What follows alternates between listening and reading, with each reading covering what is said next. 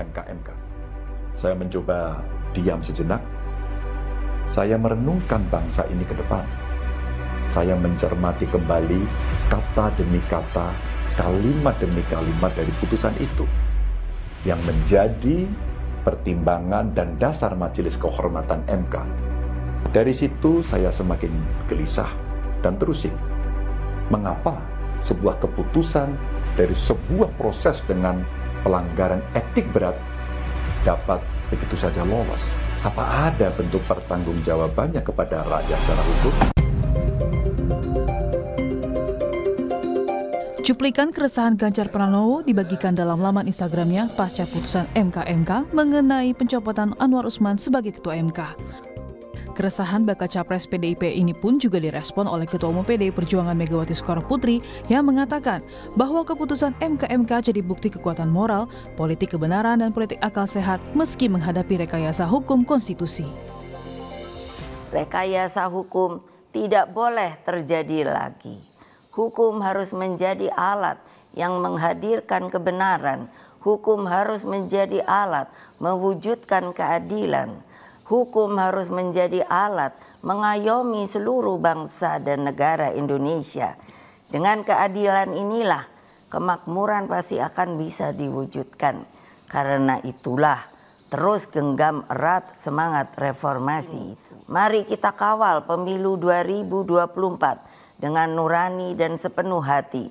Kita jadikan pemilu 2024 sebagai momentum untuk mendapatkan pemimpin terbaik yang benar-benar mewakili seluruh kehendak rakyat Indonesia, mengayomi agar Indonesia menjadi bangsa hebat, unggul, dan berdiri di atas kaki sendiri.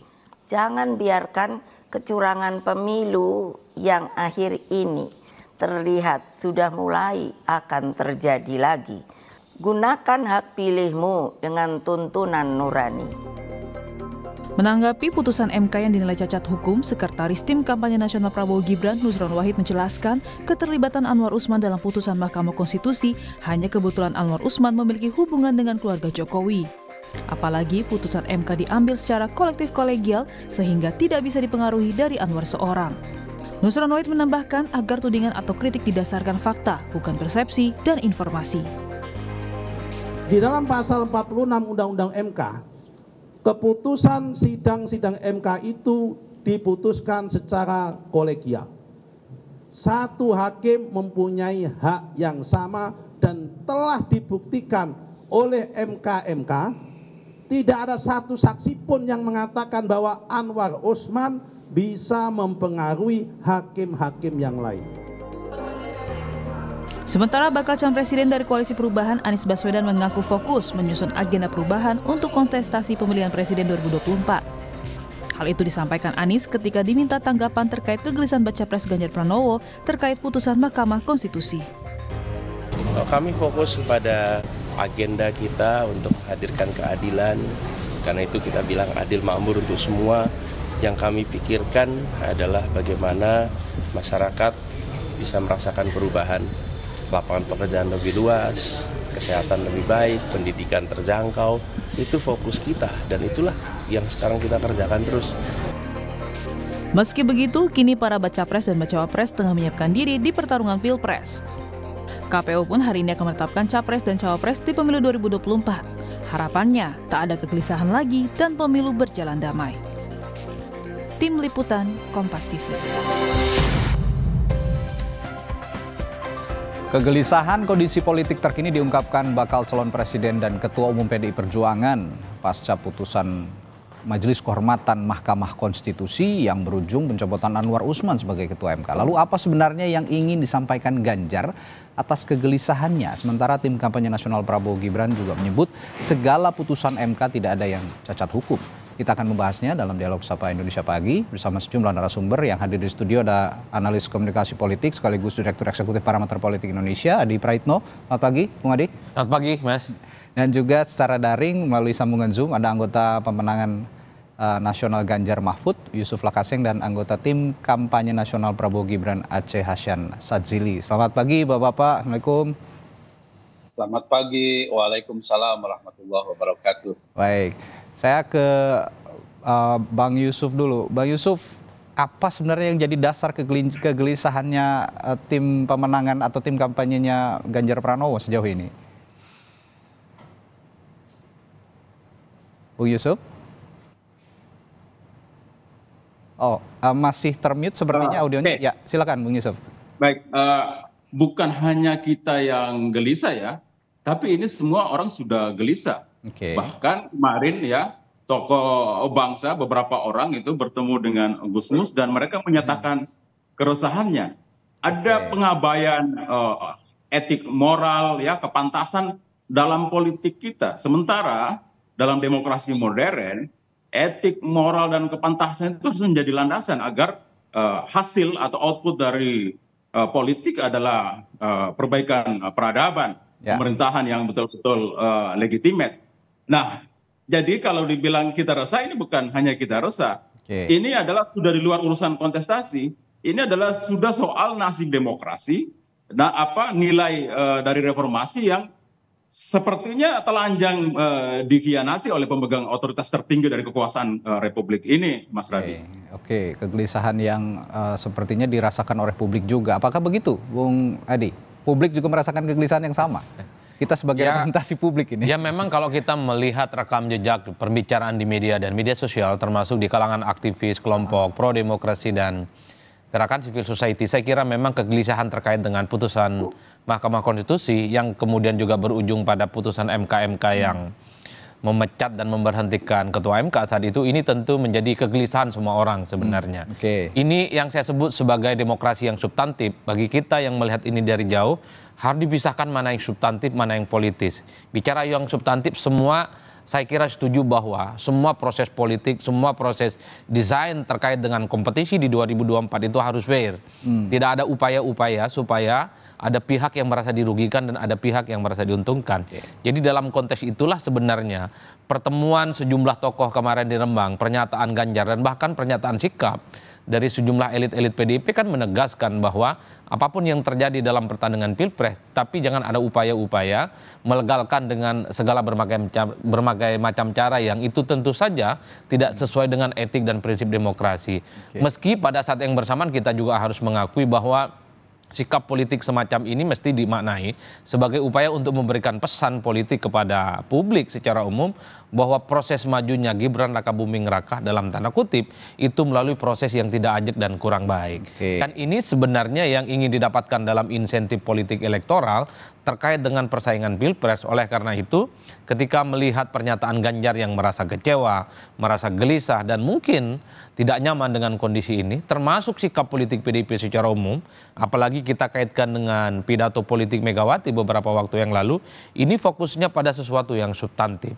Mana mungkin ada kontestan yang maju melalui proses putusan MK, di mana putusannya itu pengambil keputusannya itu diberhentikan. Kan ini yang sebenarnya pesan-pesan politiknya yang secara nyata.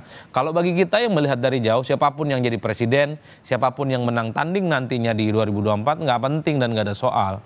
Yang paling penting adalah bagaimana semua proses mekanisme pertarungan ini harus sesuai dengan kaidah-kaidah demokrasi. Saya kira di situ posisi saya, Mas. Ya. Lalu bagaimana Kang Aceh sebagai tim kampanye nasional Prabowo Gibran menjawab kegelisahan ini? Publik tadi menjawab sebagai perwakilan publik, Mas Adi, saya juga publik juga sepertinya ada kegelisahan itu ditambah dari PDIP dan juga Pak Ganjar Pranowo. Bagaimana menjawab ini, Kang Aceh? Iya, pertama harus kita lihat. Tadi secara jelas disebutkan bahwa keputusan Mahkamah Konstitusi itu tidak bisa diputuskan secara personal. Keputusan dari Mahkamah Konstitusi itu dilakukan secara kolektif kolegial. Bahwa ada satu yang menyatakan dissenting opinion, saya kira itu sesuatu yang wajar.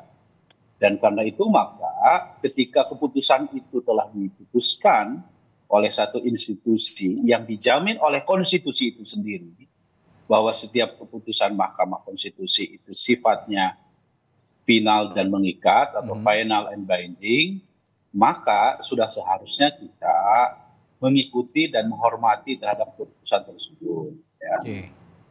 Saya melihat bahwa apa yang disampaikan oleh katakanlah baik dari pihak Ganjar maupun dari pihak partai-partai yang lain yang tidak puas terhadap keputusan yang dilakukan oleh Mahkamah Konstitusi tersebut, maka bagi kami harus melihatnya juga secara politis. Oke.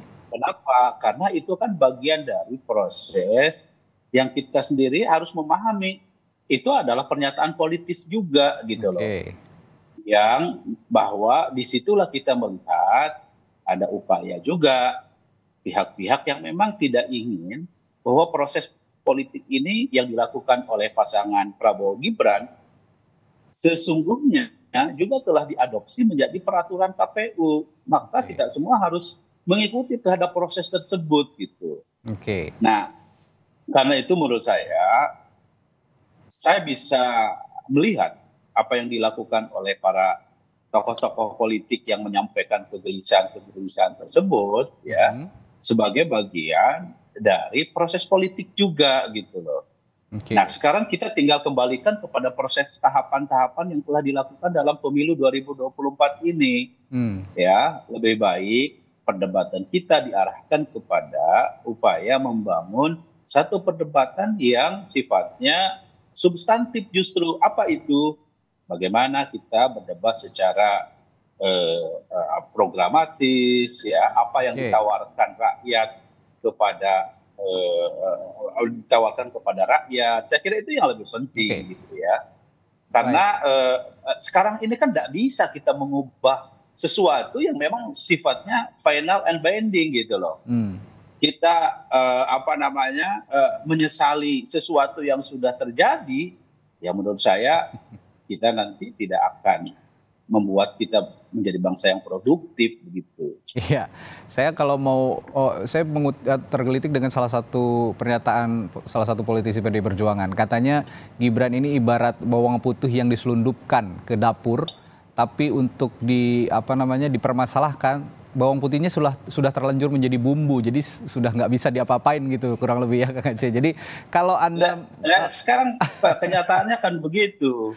Ya kan, saya paham karena saya juga dapat informasi pernyataan yang keras yang dikeluarkan oleh politisi-politisi ini juga karena apa? Karena ada agenda yang tadinya juga mau disampaikan di dalam Mahkamah Konstitusi dalam proses pemilihan ketuanya kemarin, itu ternyata tidak sesuai dengan ekspektasi para politisi-politisi itu gitu loh. Makanya kemudian sekarang ini mencoba untuk mendelegitimasi terhadap Mahkamah Konstitusi sendiri. Padahal kalau kita lihat ya, proses perjalanan Mahkamah Konstitusi sendiri ini kan bukan 1 kali 2 kali ini. Ada kasus di mana misalnya salah satu Mahkamah Konstitusi, misalnya saya ambil contoh Pak Saldi Isra mempersoalkan soal umur beliau. Yang kemudian dibahas di dalam Mahkamah Konstitusi, apakah itu tidak menyangkut dengan interest dan konflik pribadi, iya kan? Jadi menurut saya kita melihat proses yang terjadi ini harus dalam konteks bahwa pemilu sudah melalui proses tahap-tahapnya, ya kan? Lebih bagus kalau kita saat ini, ya hari ini sudah mau penetapan pasangan calon. Ini kan nggak bisa mundur kita ini, ya kan? Baik, Kang Aceh. Gitu. Baik, ya, Bung Yusuf. Tadi perbincangan saya dengan Kang Aceh, Anda juga pasti menyimak bahwa lupakan saja soal proses pencalonan ini dan mari kita sama-sama masuk ke tataran kampanye ide dan gagasan begitu. Tapi tentu kekhawatiran itu akan tetap ada. Nah, di balik kekhawatiran itu yang ingin saya tanyakan Bung Yusuf, apa yang dikhawatirkan? Apakah memang adanya posisi Presiden Joko Widodo sebagai ayah bakal cawapres Gibran Rakabuming yang sepertinya diragukan netralitasnya, dan bagaimana langkah ke depan terkait ide dan gagasan dari Ganjar Mahfud sejauh ini?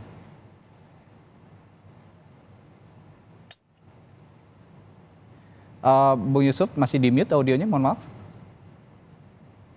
Jadi saya jawab dulu ya soal yang lain sebelum saya masuk ke pertanyaan tadi ya, Mas Radi. Jadi ini kita disuruh move on ya pada satu proses keculasan yang sudah diketahui oleh satu proses resmi oleh MK Ini kan semacam pencuri yang ketahuan mencuri lalu kita disuruh untuk ya sudahlah terima saja lah, ini barang sudah milik kami, nggak usah lagi itu sudah jadi bumbu itu tadi. Ya, jadi ini fair play-nya di mana? Setelah berhasil curang baru kita disuruh move on. Ini menurut saya hanya orang-orang culas yang berpikiran begini. Kontestasi itu kan harus dilandasi dengan proses fair play, ya. Kalau itu tidak dipenuhi kaidahnya, lalu kita disuruh bertanding, ya di mana keadilannya itu yang pertama. Yang berikutnya, ya. Gibran ini kan orang mereka bilang bahwa sudahlah ini kan untuk anak muda. Weh, itu kan untuk anak muda, ini untuk anak presiden. Emang Gibran kalau bukan anak presiden akan jadi cawapresnya Prabowo? No. Saya kira Prabowo menghitung betul. Satu-satunya yang paling ditakut oleh Prabowo adalah kalah lagi karena sudah berkali-kali kalah. Untuk dia menang, dia butuh intervensi tangan presiden. Makanya diambil simbol utama adalah anaknya. Siapa yang orang tua ayah yang tidak ingin anaknya menang kalau jadi kontestan? Kemudian yang berikutnya adalah karena bapaknya presiden, dia punya sumber daya kekuasaan, dia punya sumber daya logistik. Coba kita lihat partai yang anaknya ketua umum itu, apa yang terjadi? Jumlah balihonya jauh lebih banyak dari jumlah kadernya. Seketika dipasang dan itu katanya dipasang oleh aparat. Dan kita lihat lagi kemarin apalagi media Indonesia sudah menulis bahwa aparat betul-betul disuruh untuk terlibat. Coba bayangkan alat negara, ya. Ingat ya, ini Polri itu adalah alat negara, bukan alat rejim. Ya, saya ingatkan kepada polisi dimanapun, kalian harus tetap netral. Jaga diri kalian, jangan mau terjerambab ke dalam kontestasi yang menyebabkan ketidakadilan, karena itu akan merusak demokrasi kita. Siap, pemenangnya juga akan dipertanyakan legitimasinya terus-menerus. Dan ini adalah bom waktu, ya. Jangan dianggap enteng ini adalah bom waktu. Saya bilang bahwa saya mencium bahwa Republik kita sedang hamil tua. People power bisa saja terjadi. Dan kita lihat saja dinamikanya selanjutnya. Oke, sebelum ke Mas Adi, saya ke Kang Aceh. Ini seru nih soalnya nih. Kang Aceh, ada alat negara yang akan dimanfaatkan kalau kata Bung Yusuf tadi, yang dikhawatirkan oleh timnya Mas Ganjar dan Pak Mahfud. Nah, bagaimana Anda menjawab ini, meyakinkan publik bahwa ini sebenarnya tidak akan terjadi dan kompetisinya akan fair gitu? Iya, sekarang gini, sekarang ini era demokrasi ya. Setiap orang punya hak untuk melakukan upaya kontrol ya terhadap bagaimana praktek kekuasaan termasuk dalam konteks pemilu. Ya. Jika sekarang ini teman-teman yang menduga, saya katakan ini semua kan masih dugaan. Dan dugaan tersebut sengaja selalu disebut-sebut dalam rangka sekali lagi ini soal diskursus politik gitu loh. Dan di kita ini kan ada mekanisme, ada penyelenggara pemilu, ada KPU, ada Bawaslu, ada DKPP. Semua kelembagaan-kelembagaan ini memiliki kewenangannya untuk bagaimana memastikan bahwa proses pemilu ini bisa berjalan secara adil, jujur, dan fair. Jadi kalau misalnya belum apa-apa kita sudah melemparkan dugaan-dugaan yang dan saya paham maksudnya untuk apa menyampaikan dugaan-dugaan tersebut. Itu kan. Jadi jangan kita menepuk air di dulang kepicirat muka sendiri begitu. Ya kan? Nah karena itu kita harus hati-hati dalam konteks bagaimana kita bisa memastikan bahwa demokrasi di Indonesia ini ada mekanismenya. Ya kan? Misalnya soal tuduhan bahwa ada aparat keamanan, ada aparat negara dan sebagainya. Ya kalau memang ada bukti ya laporkan. Ada mekanisme sendiri gitu, buktikan semua proses tersebut gitu loh. Sama halnya misalnya ya beberapa politisi dulu kan kita juga sama bareng-bareng dengan partainya Pak Yusuf Lakaseng ya kan, dengan Partai Merah. Tidak ada lontaran-lontaran seperti begini. Tidak ada waktu kita bareng dengan misalnya partai yang saat ini masih berkuasa tetapi sekarang sudah seperti oposisi gitu ya, menyampaikan soal misalnya soal penculikan, muncul lagi kasus-kasus seperti itu begitu ya. Jadi menurut saya ya kita ini ya sudahlah ya bahwa demokrasi itu memberikan hak kepada siapapun untuk melakukan kontrol, melakukan pengawasan. Kita bisa melakukan ini secara fair gitu loh. Oke, Kang Aceh, ini selain bicara soal tadi dugaan kecurangan yang terjadi lebih awal gitu ya, diungkapkan juga oleh Ketua Umum PDI Perjuangan Bu Megawati Soekarno Putri. Tapi Bu Mega juga bicara soal intimidasi. Nah, intimidasi yang kemarin terjadi mungkin ini bisa saja dikatakan bahwa semua partai juga didatangi dalam rangka untuk pengamanan pemilu. Tapi bagaimana dengan BEM mahasiswa, Badan Eksekutif Mahasiswa yang juga didatangi oleh aparat dan ditanya-tanya karena protes soal putusan MK. Bagaimana Anda menjawab ini? Apakah ini bukan satu bentuk intimidasi? Enggak gini Mas, ya. Kalau memang yang bersangkutan merasa bahwa dia diintimidasi, ya saya kira laporkan. Kan di dalam tubuh aparat juga kan ada POM gitu ya. Polisi militernya yang memang bisa melakukan langkah untuk bisa memberikan sanksi kepada mereka. Jadi saya kira gini ya, ini kok kayak ingin bermain flying victim gitu loh, ya kan? Ingin seakan-akan belum apa-apa, kami takut, kami didolimi. Nah saya bilang proses pemilunya saja baru mau kita lakukan kampanyenya minggu depan, kok kita sudah mulai bermain flying victim gitu loh, ya kan? Gitu. Misalnya partainya Pak Yusuf Lakaseng aja masih ada di dalam pemerintahan kok, ya gitu. Jadi prosesnya kan bisa dilakukan secara lebih fair di internal pemerintahan, karena sekarang sudah tidak bisa dipisahkan lagi. Ya. Baik, saya ke Mas Adi, ada 2 pertanyaan. Diminta untuk terus move on begitu, Mas Adi, untuk terus lupakan sajalah sekarang prosesnya, tapi masuk pada tataran ide dan gagasan. Pertama yang itu. Dan kedua, kekhawatiran ini tidak usah dilebih-lebihkan karena ada penyelenggara pemilu sebagai wasit. Apakah benar bisa diandalkan penyelenggara pemilu? Ya, kalau kita bicara tentang pemilu dan pilpres itu hanya sebatas output dan hasil dan siapa yang menang dalam Pilpres 2024, saya kira memang kita semua harus bersepakat, tak perlu lagi kita meratapi susu yang sudah tumpah. Tapi kan yang menjadi pertanyaan itu bahwa proses MK, dan proses pencoblosan di tanggal 14 Februari, ini kan satu kesatuan proses yang tidak bisa dihilangkan. Sekalipun nanti misalnya masa kampanye itu dimulai tanggal 28 November, tapi ingat, proses sebelum menuju pertandingan ini adalah proses-proses yang dinilai bagian dari proses pertandingan yang penuh dengan cedera dan pelanggaran etik. Yang disorot tentu saja adalah bagaimana seorang calon yang selama ini dinilai tidak memenuhi syarat tiba-tiba memenuhi syarat. Dengan putusan Mahkamah Konstitusi yang kemudian yang membuat keputusan itu dinilai melanggar aturan dan diberhentikan. Kan ini yang sepertinya secara substantif ini akan terus menjadi pembicaraan di kalangan politisi di luar Prabowo Subianto dan Gibran. Ini tentu dianggap sebagai bagian dari amunisi memberikan satu sinyalmen dan secarangan politik bahwa majunya Gibran itu dianggap noda dalam tanda kutip dalam proses elektoral. Di kalangan aktivis dan gerakan civil society ini tentu akan menjadi olok-olok politik ya, bahwa pertandingan di Pilpres ini tidak fair, tidak kompetitif, karena memaksakan sesuatu yang jelas-jelas itu tidak memenuhi syarat, tapi kemudian menjadi kontestan di 2024. Dua variabel ini yang saya kira memang harus dipisahkan secara tegas. Jadi bagi Bung Yusuf Lakaseng, ini bukan soal tanggal 28 yang mulai kampanye, bukan soal tanggal 14 Februari pencoblosan. Ini bagaimana mungkin akan dilupakan ketika ada mekanisme dan proses pencalonannya itu dianggap culas oleh Bung Yusuf. Sementara bagi Kang Aceh, sudahlah. Ini barang sudah selesai, besok atau hari ini sudah akan ditetapkan 3 kontestan pemilu. Kalau setuju ya coblos, kalau tidak ya nggak usah dicoblos.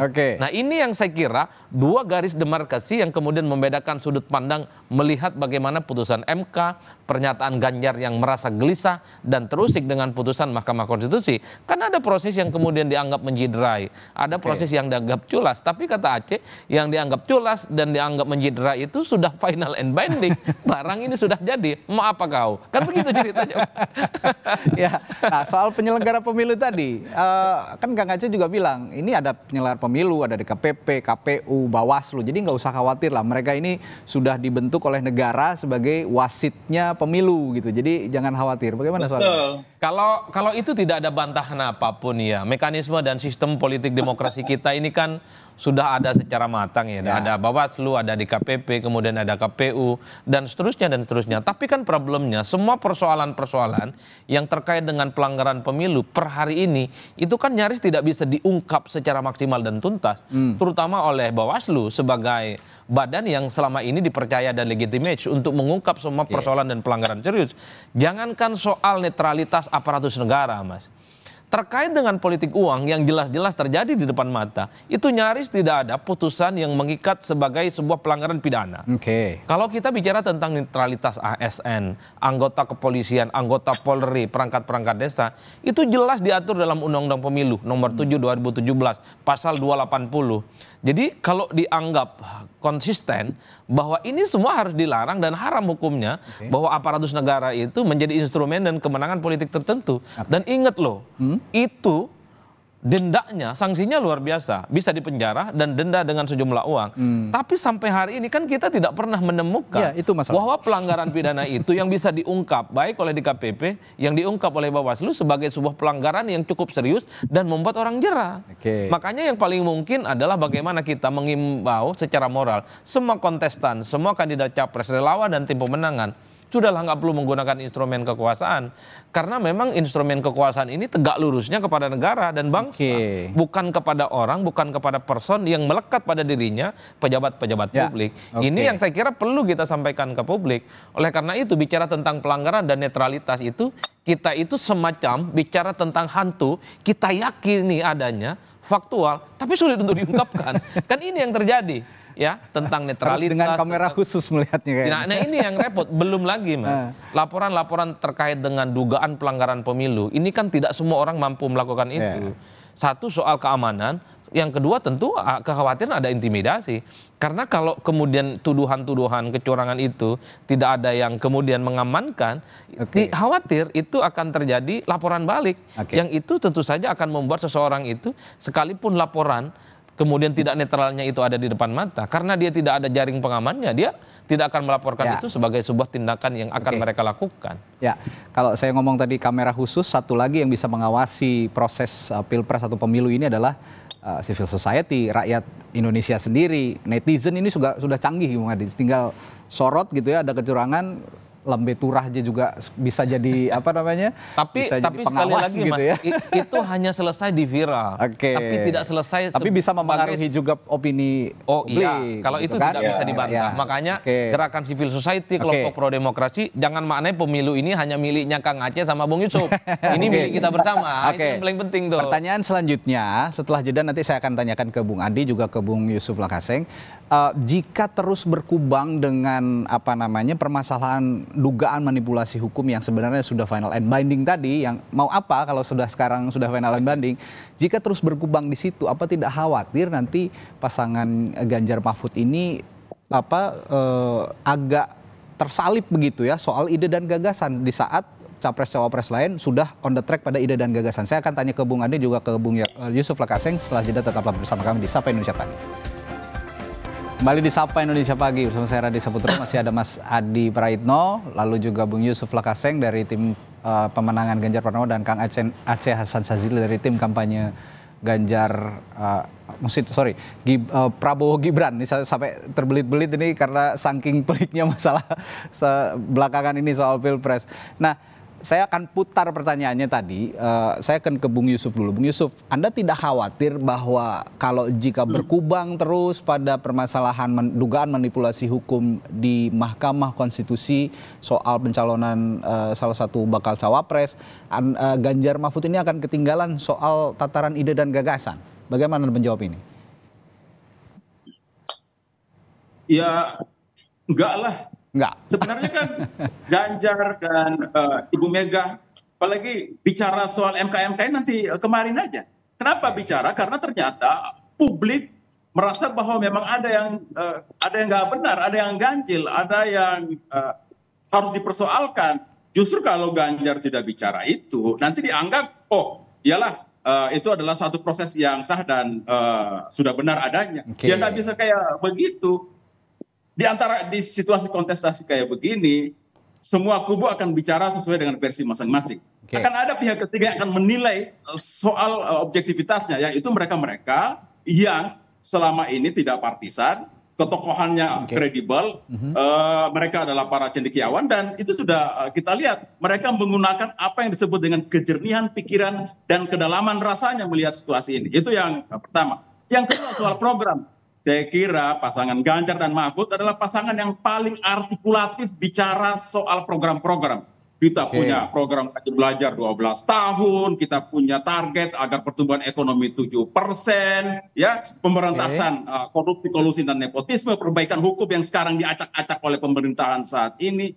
Dan ini adalah dua orang yang paket lengkap, yang menyajikan kualitas dan rekam jejak yang sempurna. Jadi kita sama sekali bukan bicara soal MK-MK itu lalu untuk menutupi kualitas yang kita yang rendah, enggak, justru sebaliknya. Kita lihat bahwa publik mempersoalkan ini, dan sebagai calon pemimpin bangsa kan Ganjar harus lihat bahwa oh iya memang ada sesuatu yang enggak benar. Kalau kubu Aceh bilang enteng-enteng aja karena mereka memang diuntungkan. Jadi ya sudahlah, ya kita tahu sama tahu lah ini urusan ini kan. Satu pihak diuntungkan bilang ya sudah move on, ya kan. Tapi ada pihak yang dirugikan, dan saya kira rakyat pada keseluruhan akan dirugikan.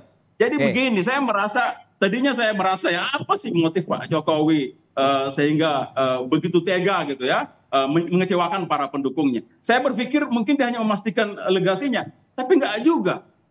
Dia mendukung Pak Prabowo yang mungkin keyakinannya akan majukan legasinya, tapi programnya kok makan gratis gitu. Hanya pengungsi saja yang bisa makan gratis itu selamanya gitu ya. Nah, jadi saya jadi curiga, jangan-jangan ada borok yang sedang disembunyikan yang takut akan diungkap pasca Pilpres nanti misalnya, ya, karena kan anggaran gede-gede. KPK sudah menemukan tuh ya bahwa ada problem soal pengadaan APBD. Ya jangan-jangan COVID memang yang dalam waktu yang singkat menggelontorkan anggaran besar itu banyak masalahnya. Atau misalnya infrastruktur yang butuh anggaran besar, kalau diaudit ada masalahnya nanti. Jadi kita jadi berprasangka, sementara prasangka itu kan nggak baik dibiarkan terus-menerus. Hanya kemudian kita ingin bahwa ini diluruskan ya, etik, moral, kepantasan, itu semua kita harus berdiri di situ. Jadi MK sudah putusin, tapi sang paman nggak mundur juga. Padahal kalau kita lihat Presiden Arsyad Sanusi dulu ya 2011 baru dikasih teguran tertulis saja beliau langsung mundur. Tapi sang paman ya Allah, kita betul-betul kehilangan moralitas, kehilangan kesauladan. Sang ponakan juga sudah tahu kalau kayak produk Gibran ini reject ya. Kalau produk yang reject itu kalau dikasih ke pasaran, konsumennya dirugikan ya, karena prosesnya bermasalah, barangnya reject. Jadi itu masalahnya. Terima kasih. Baik, ya saya ke Mas Adi pertanyaannya sama.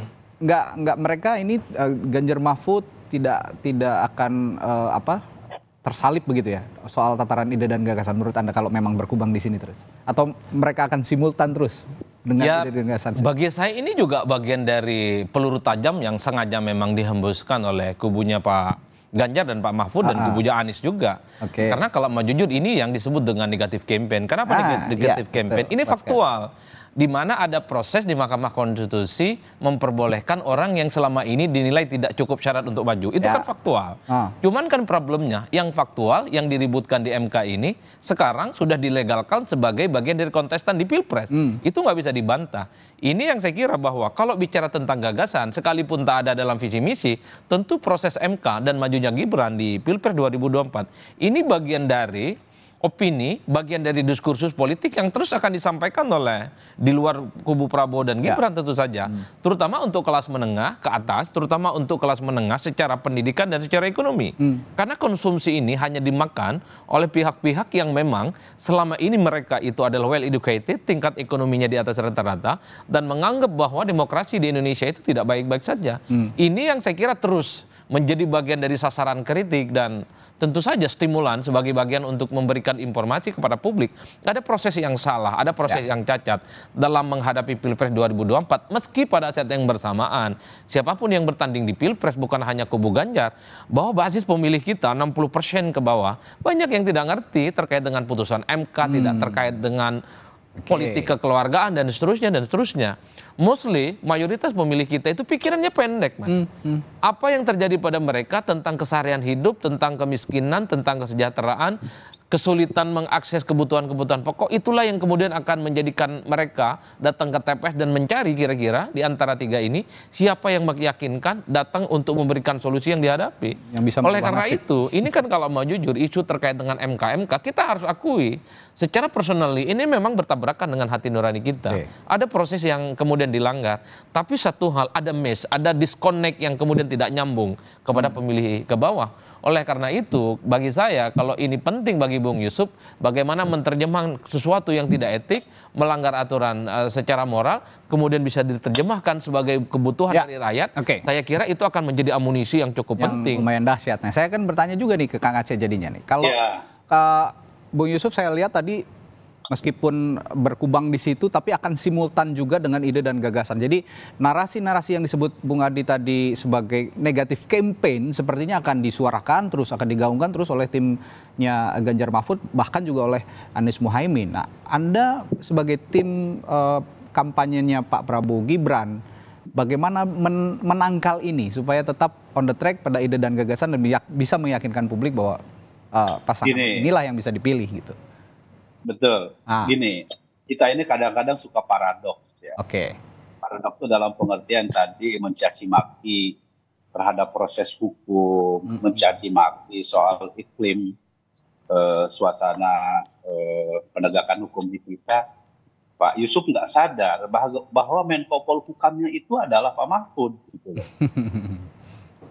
Tapi di atas Pak Mahfud apa artinya tuh? Artinya apa? Kalau kondisi seperti ini kemudian dicaci maki karena dia juga menjadi bagian dari sistem pemerintahan kita, kan seharusnya kita berangkatnya bukan dengan cara seperti itu. Kita carikan solusinya. Kalau persoalan tadi soal penegakan hukum yang bermasalah, sekarang Menko Polhukamnya dari mana? Menteri Menteri Hukum dan HAM-nya dari siapa? Dari mana? Jadi karena itu ya kita harus bisa meletakkan dasar ini semua dalam konteks pemilu 2024 ini kan kita ini kan semua ini bersaudara. Karena itu cara kita untuk bisa menawarkan gagasannya itu bukan dengan tindakan-tindakan yang emosional, tetapi harus diletakkan pada titik di mana kita bisa memperbaiki bangsa ini.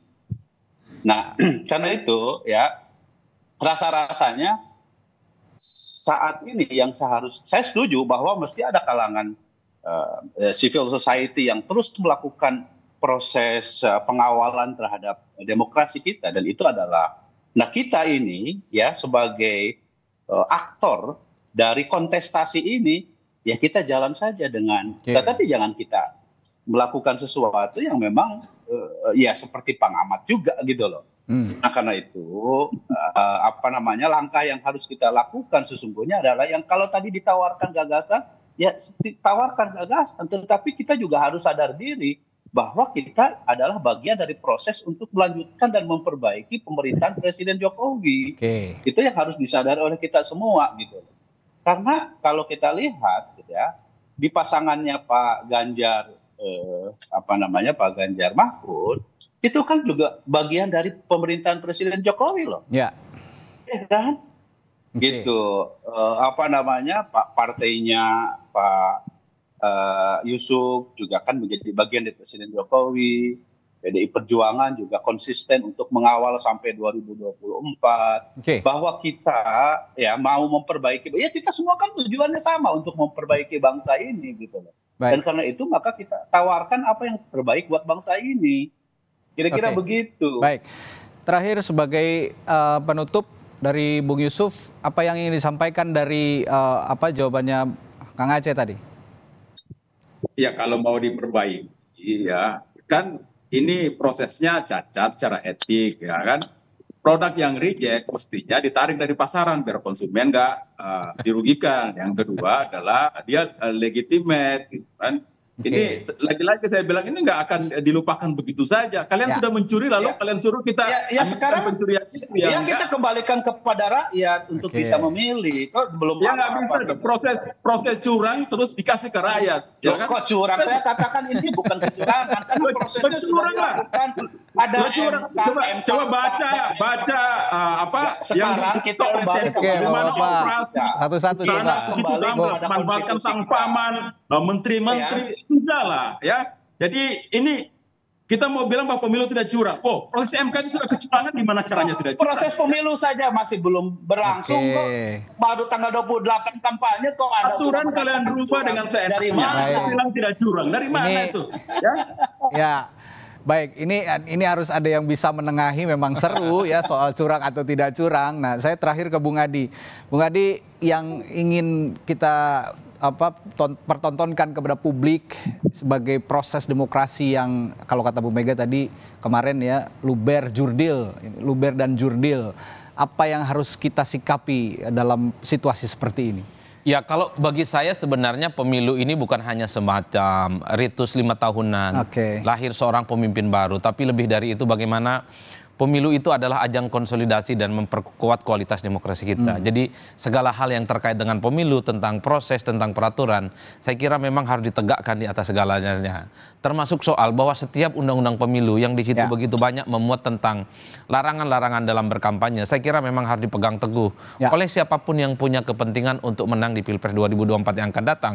Tentu saya tidak mau punya presiden dan wakil presiden yang kemenangannya itu diolok-olok. Tentu saya punya ingin presiden dan wakil presiden di mana kemenangannya itu diapresiasi, kemudian diaplaus sebagai bagian dari pembangunan demokrasi kita yang sehat. Ini yang saya kira menjadi concern kita bersama. Memang kita tidak perlu menatapi susu yang sudah tumpah, tapi ke depan aparatus sipil negara yang harus netral, tidak boleh cawe-cawe dan genit sebagai bagian dari instrumen politik kekuasaan, cukup netral, cukup bekerja untuk bangsa dan negara, tidak miring-miring ke salah satu calon. Ini mungkin bagian dari upaya untuk menghapuskan dosa yang sudah lalu itu, Mas. Ini yang tentu saja kita harapkan supaya apa? Kompetisi pemilu kita jujur, adil dan terbuka. Betul pemilu itu bukan soal kualitas dan tidak berkualitas, karena pemilih kita kelas menengah ke bawah dan tidak terlampau engage dengan persoalan-persoalan yang kita sebut sebagai substantif.